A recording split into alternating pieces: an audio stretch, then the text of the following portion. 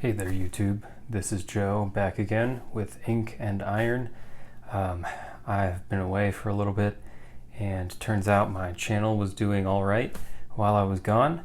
I actually crept up to 100 subscribers and then just the other day got another one. So I'm at 101 currently. I just want to thank you all for subscribing and for watching my content. I really appreciate it, and I hope I keep making stuff you guys want to watch.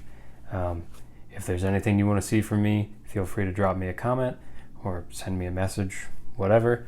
Yeah, especially questions about the stuff that I already have, because I can, make a video any day of the week for that. So that brings us to today's topic. So I bought this pocket clip. Hopefully I can get the autofocus to cooperate here.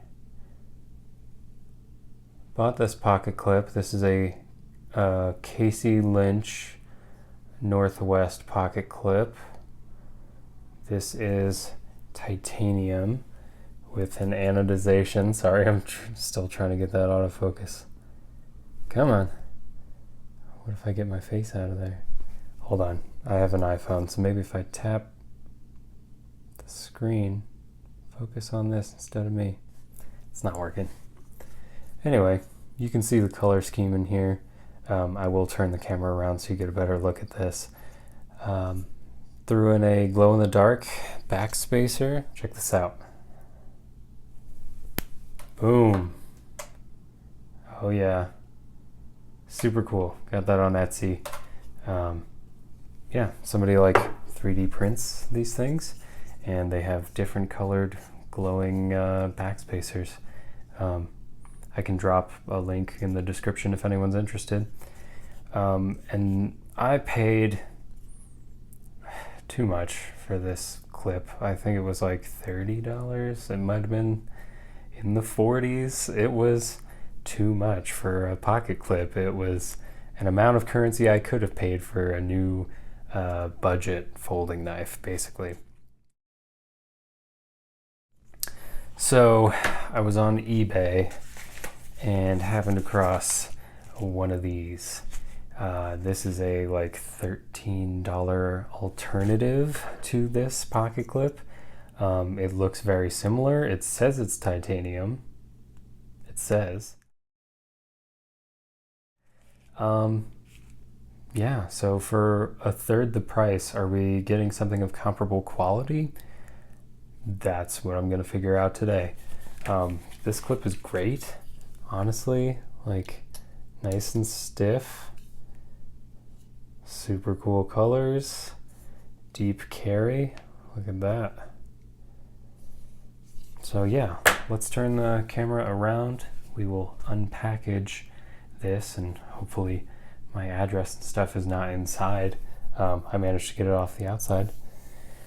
And yeah, let's throw it on this here PM2. This is one that I customized, but let me give you a closer look so you can see it better. Okay, I think I have enough lighting going on here. Yeah, you can see my hands.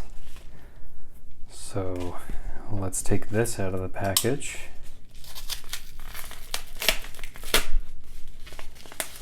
Not my most impressive cut, but not bad.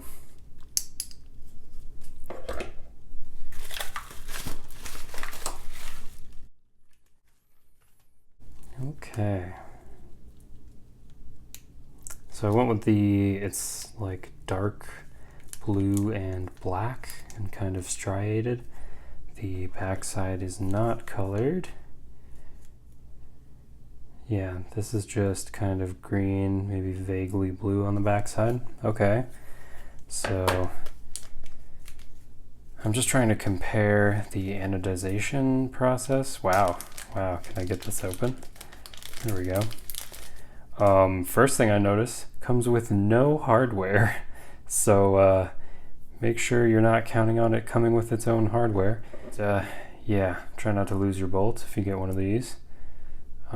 Feels solid, doesn't feel like it's aluminum or anything completely ridiculous like that, yeah, I think that's gonna look pretty cool. All right, so let's take our trusty little Kershaw here. I think I need this up. There we go.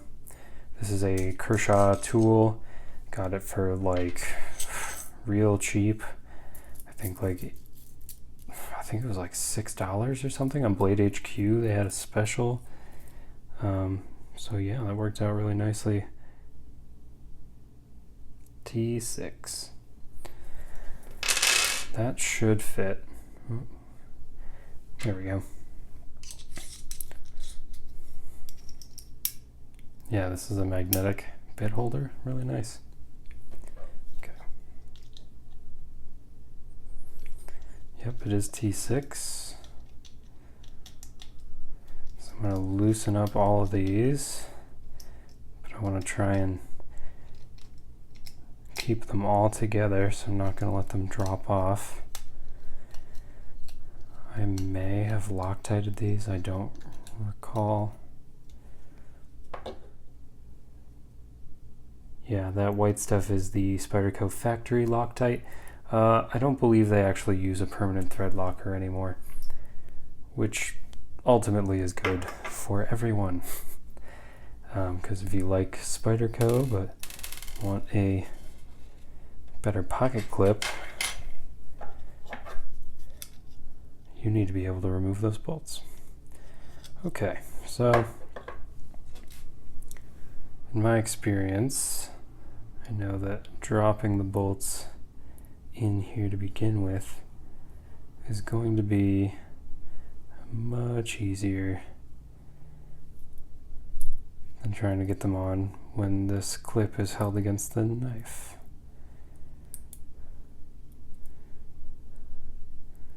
Get in there. There we go.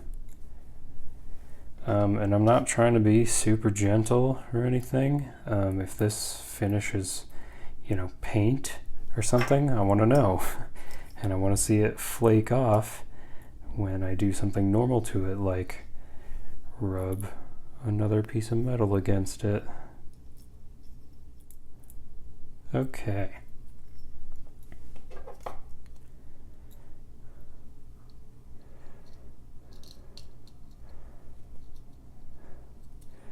This is an interesting experience to do this on camera. I've never had to do this kind of thing on camera before. Eventually I will add a medium strength thread locker to this whole system here, just to keep this clip really sturdy and stable, because I tend to loosen them up in my daily activities. Why are you just spinning? That's concerning.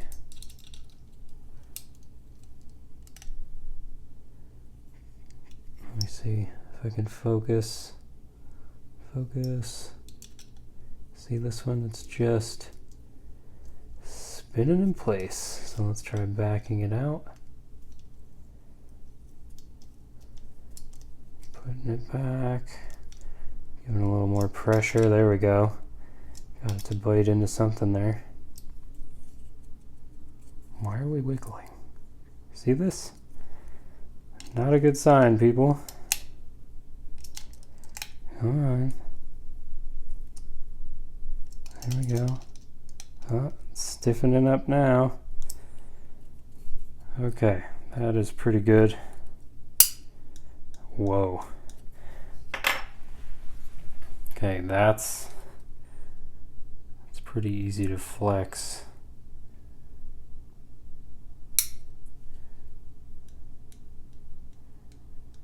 Let me try putting the same amount of tension on this guy.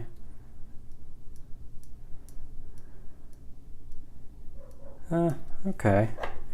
I mean, it may be titanium. It's probably thinner though. Hold on. Let me grab my calipers. We'll get real scientific with it. Found them. There we go. I'm going to start in millimeters. I will give you a couple of imperial measurements, but I honestly prefer metric. So here we go. We're going to try and get in this gap. Can we? Can we? We can get this far, which is all we need.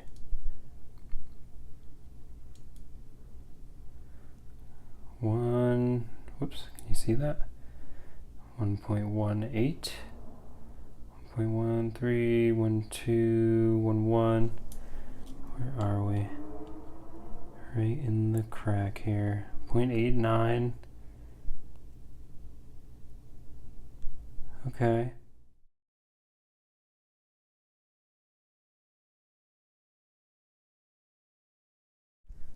Well, there you go. If you're wondering which gap is technically wider, I think this one looks wider though. Okay. Last step here is just going to be time in the pocket. You can see it's not quite as sexy as this other one. This has like a nice even sort of finish. The blue is sort of matte and the black is glossy. It sort of reminds me of like a faux Damascus steel on like a gas station knife. Yeah, so I don't know. We will have to compare these in the pocket. Luckily I have two paramilitary 2s because I have a problem. And my problem is I don't have enough Spyderco knives, obviously. By the way, that reminds me, upcoming video about the Spyderco second sale. I will be going this year. I don't know if anyone else who's going watches this channel, but yeah, my name's Joe. You'll see I have a ton of Spyderco knives, and I sound like this, you know. Hopefully I'll have the opportunity to maybe interview some people about their knife collections. People tend to bring knives and want to show them off. I will definitely be bringing some knives, and I'm going with a crew of like 4 dudes, so if they're gonna bring some knives, I could have them show some stuff off, or at the very minimum, we'll show you the entire pool of knives that result from this shopping spree. It's gonna be pretty crazy, and the prices are also going to be mind-blowing. So yeah, if you want to tune in for that, just keep looking for my videos that come out in November. The sale is on the 23rd, so probably last week of November. But anyway, again, to my subscribers, my 101 subscribers, thank you very much for watching. If you can continue to like and stay subscribed, and anytime I do something weird, let me know in the comments. Drop me a comment down below or on the side, wherever the comments bar ends up. And if you're new around here, subscribe. Give me a thumbs up. Give me a thumbs down if you hated it. It's all good. Have a good rest of your day. Thanks for stopping by. I'll see you on the next one.